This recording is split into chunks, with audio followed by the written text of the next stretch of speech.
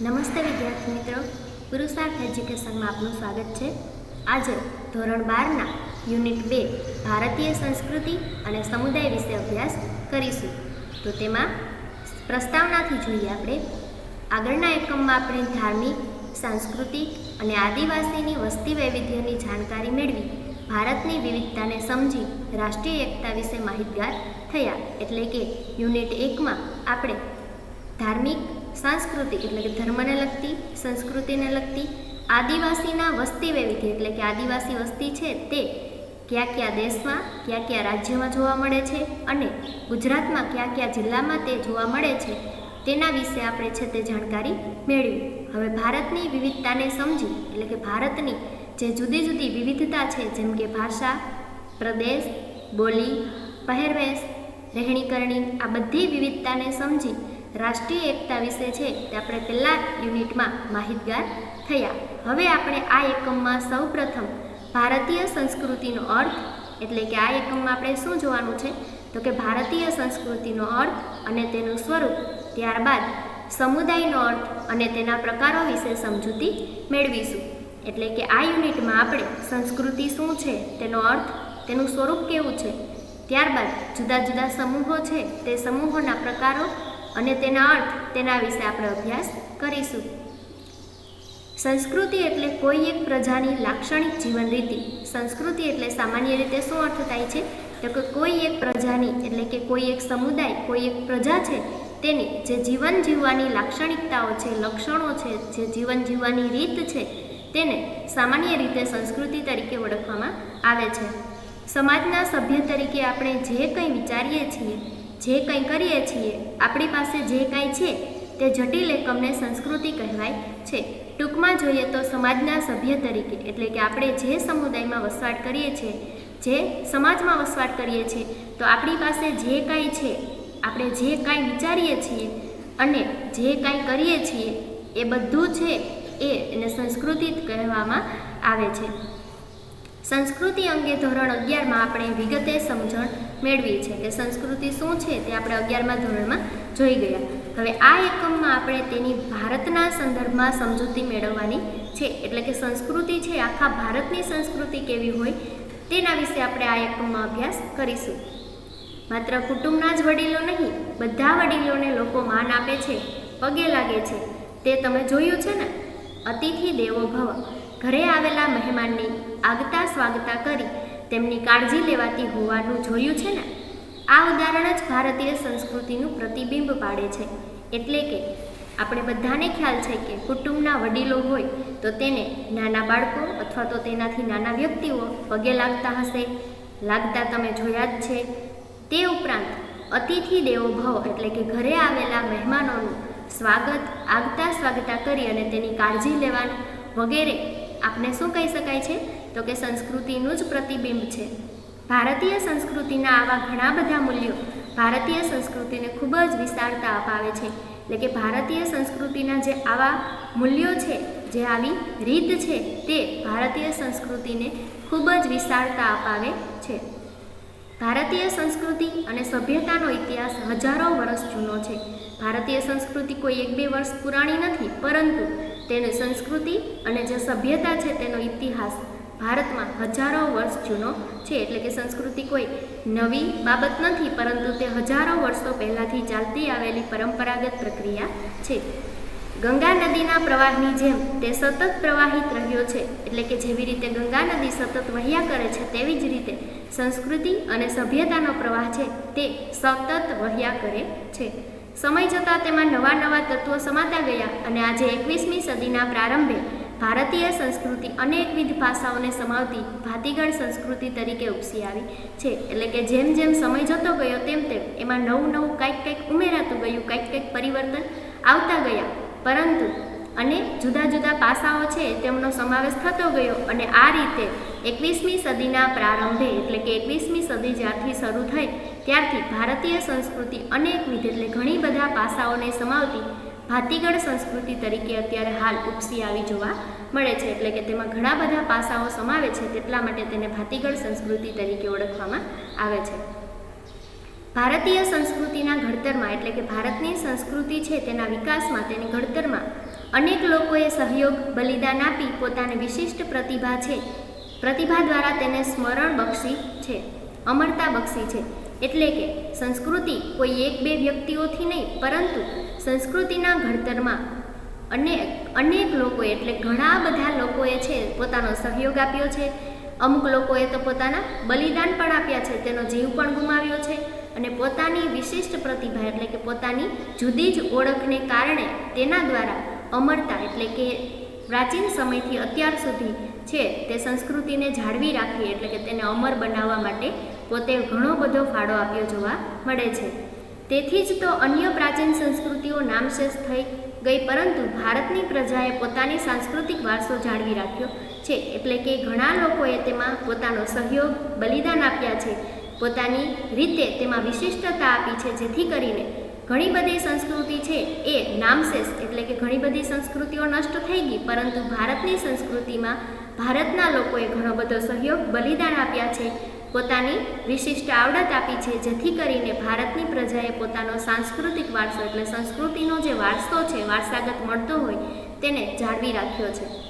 વિશ્વમાં ભારતની સંસ્કૃતિ પ્રાચીન અને ભવ્ય ગણાય છે. એટલે કે આખા વિશ્વના બધા જ દેશોમાં ભારતની સંસ્કૃતિ ખૂબ જ પ્રાચીન એટલે કે પહેલાંના સમયથી ચાલી આવતી અને વિશિષ્ટ અને ભવ્ય ગણાય છે. એટલે કે ખૂબ જ વિશાળ ગણાય છે અને વિશ્વગુરુ બનવા તરફ પ્રયાણ કરી રહી છે.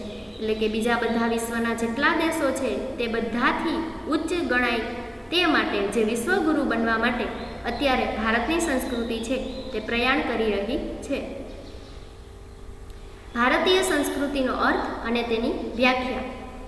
તો આપણને ભૂપેન્દ્ર બ્રહ્મભટ્ટ નામના સમાજશાસ્ત્રીએ ભારતીય સંસ્કૃતિનો અર્થ આપતા જણાવે છે કે ભારતીય સંસ્કૃતિ એટલે માનવતા એટલે કે માણસની બીજા માણસ પ્રત્યેની છે દયા, ભાવના, બરાબર, કરુણા, માનવતા, પછી સહિષ્ણુતા એટલે કે એકબીજાના કોઈ પણ કાર્યમાં છે તે પોતે રસ દાખવી અથવા તો સહન શક્તિ ધરાવી આ સહિષ્ણુતા, વિશાળતા, એકતા, બિનસાંપ્રદાયિકતા એટલે કે જુદા જુદા ધર્મ જ્ઞાતિ હોવા છતાં પણ ભારતના દરેક લોકો કોઈ પણ સંકટ સમયે છે તે એક ગણાય છે.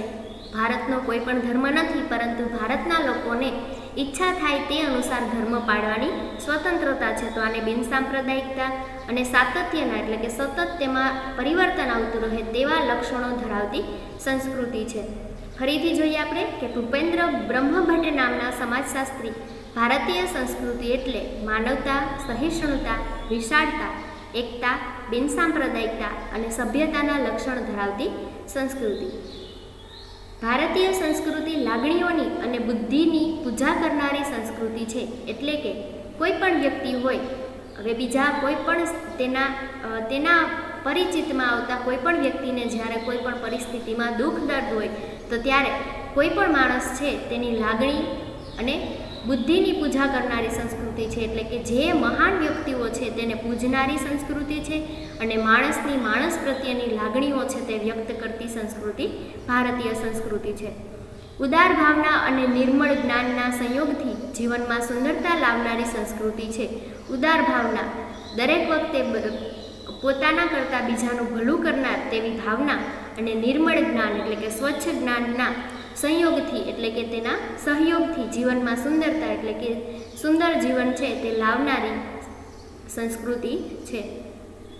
જ્ઞાન વિજ્ઞાનનું સંયોજન કરી એટલે કે જ્ઞાન અને સાથે સાથે પરિવર્તન આવતું જાય છે એટલે કે ટેકનોલોજી, વિજ્ઞાન.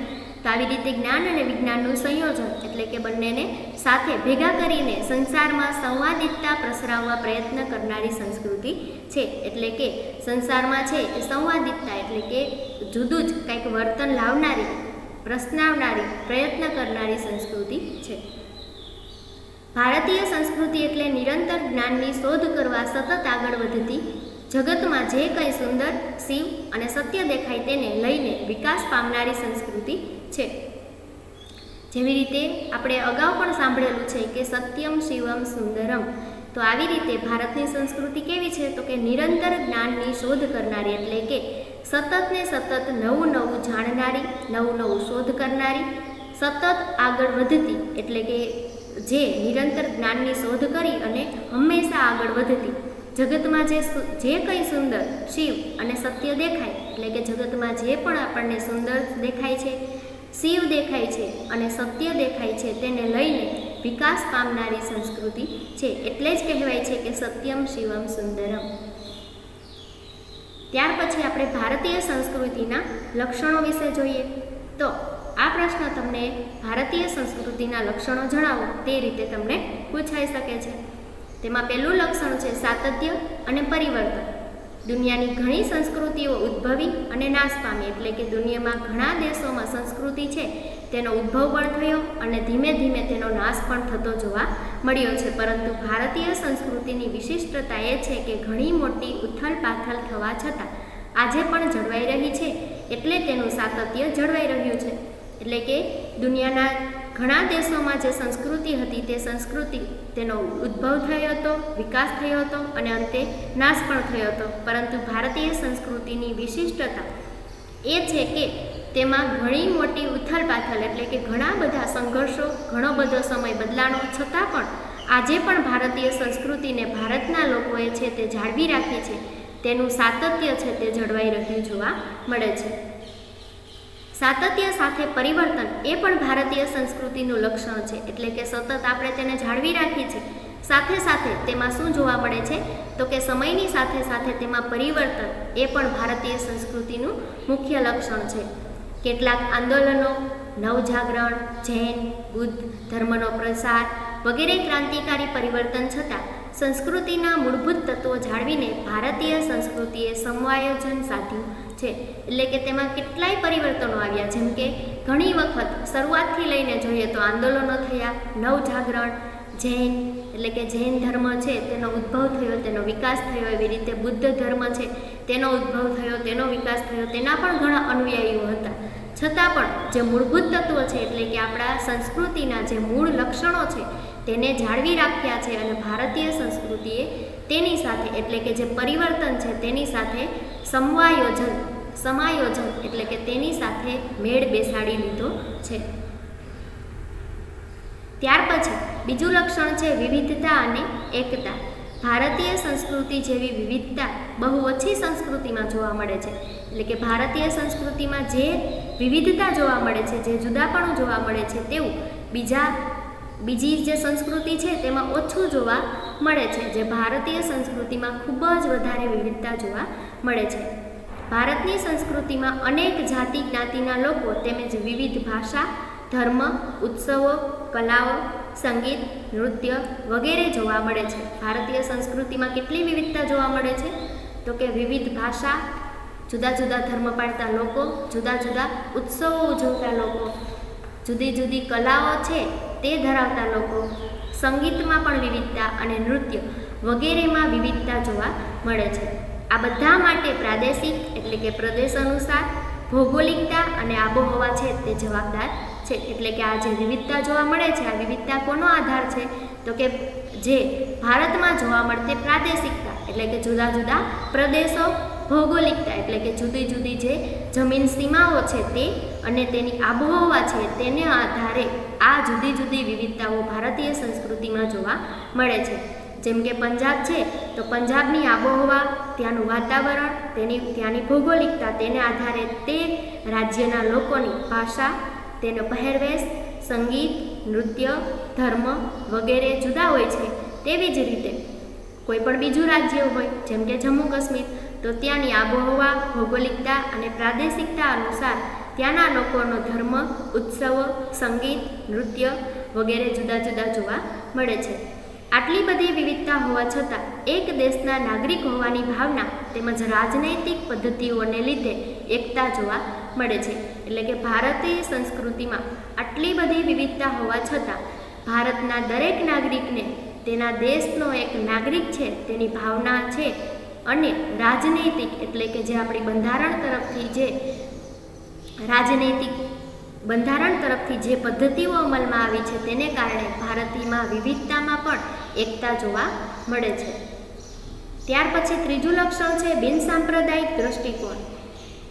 બિનસાંપ્રદાયિક એટલે કે બિનસાંપ્રદાયિકતામાં ધર્મનિરપેક્ષતા અને વૈજ્ઞાનિક દ્રષ્ટિકોણ બંને અભિપ્રેત છે.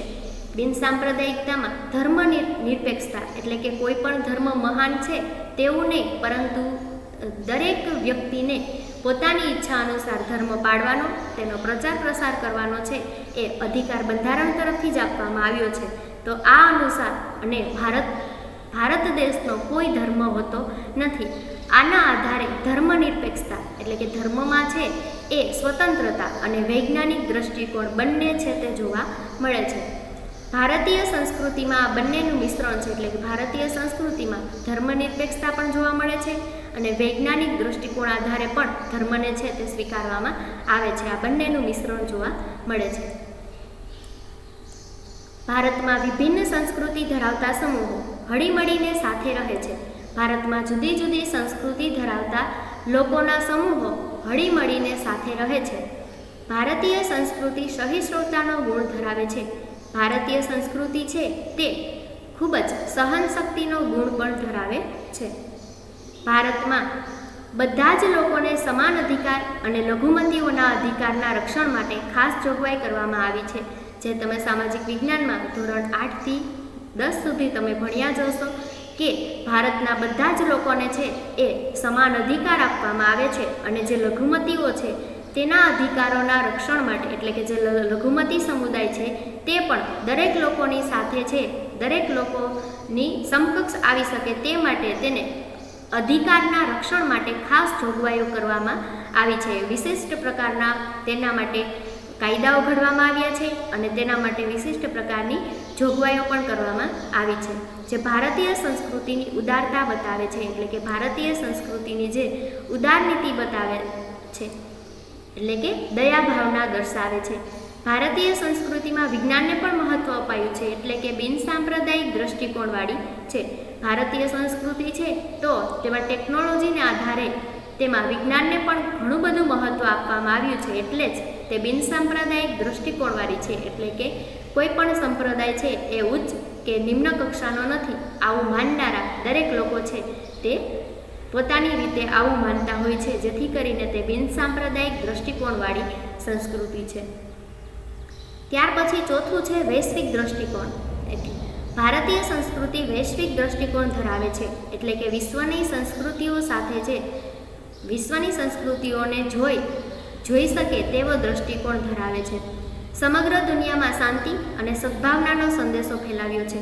એટલે કે સમગ્ર દુનિયામાં વિશ્વના તમામ દેશોમાં છે એ શાંતિ અને સદ્ભાવના એટલે કે દરેક વ્યક્તિ પ્રત્યે ભાવના ફેલાય તે માટેનો સંદેશો છે ભારતીય સંસ્કૃતિ ફેલાવે છે, જેનું ઉદાહરણ છે કે વસુધૈવ કુટુંબકમનો ભાવ રાખ્યો છે.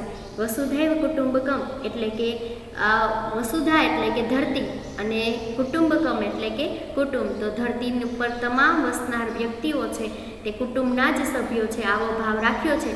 જેથી કરીને જ આપણે કહી શકાય કે સંસ્કૃતિ છે તે વૈશ્વિક દ્રષ્ટિકોણ ધરાવે છે, વિશ્વના દરેક વ્યક્તિ પ્રત્યે સમાન ભાવના ધરાવે છે. વિકાસશીલ અને વિકસિત દેશોના વિકાસ માટે ભારત કટિબદ્ધ રહ્યું છે. વિકસિત જે દેશનો વિકાસ થઈ ચૂક્યો છે અને વિકાસશીલ જે દેશનો વિકાસ ચાલુ છે, આવા દરેક દેશોના વિકાસ માટે ભારત હંમેશા તત્પર રહ્યું છે, કટિબદ્ધ રહ્યું છે. આ રીતે વિશ્વબંધુ તરીકે જવાબદારી નિભાવી વૈશ્વિક દ્રષ્ટિકોણનું ઉદાહરણ પૂરું પાડ્યું છે. એટલે કે વિશ્વબંધુ વિશ્વના દરેક નાગરિક તેના ભાઈ છે તે તરીકેની પોતાની જવાબદારી પૂરી પાડી અને વૈશ્વિક દ્રષ્ટિકોણનું ઉદાહરણ પૂરું પાડ્યું છે. ત્યાર પછી પાંચમું છે ભૌતિકવાદી અને આધ્યાત્મિકવાદી. ભારત અધ્યાત્મવાદની ભૂમિ તરીકે જાણીતું છે. પ્રાચીન કાળથી વર્તમાન સમય સુધી ભારતનો ઇતિહાસ જોશો તો ભૌતિકવાદી અને આધ્યાત્મવાદી સંસ્કૃતિ સાથે સાથે વિકસી છે. એટલે કે ભૌતિકવાદી એટલે કે જે કાંઈ ચીજવસ્તુઓ સાધનો સામગ્રીઓ છે જે જોઈ શકાતી હોય તે ભૌતિકવાદી, તેમાં પણ વિકાસ થયો છે. જ્યારે આધ્યાત્મવાદી એટલે કે જે ધર્મમાં, ભગવાનમાં, ઈશ્વરમાં જે માનનારી સંસ્કૃતિ છે, તેમાં પણ વિશ્વાસ રાખનારી સંસ્કૃતિ છે, તેમાં પણ સાથે સાથે વિકાસ થતો જોવા મળે છે. જો તમારે ભારતીય માનસને સમજવું હોય તો આધ્યાત્મિકતાથી જ સમજી શકાય છે. ભારતના માનસને એટલે કે ભારતના દરેક લોકોના જે મનને જો તમારે જાણવું હોય તો તે આધ્યાત્મિકતાથી જ સમજી શકાય છે. એટલે કે ભક્તિ, પ્રેમ તેનાથી જ સમજી શકાય છે. છઠ્ઠું લક્ષણ છે વ્યક્તિને મહત્ત્વ આપતી સંસ્કૃતિ. ભારતીય સંસ્કૃતિ વ્યક્તિમાં વિશ્વાસ કરતી વ્યક્તિવાદી સંસ્કૃતિ છે. ભારતીય સંસ્કૃતિ કેવી છે?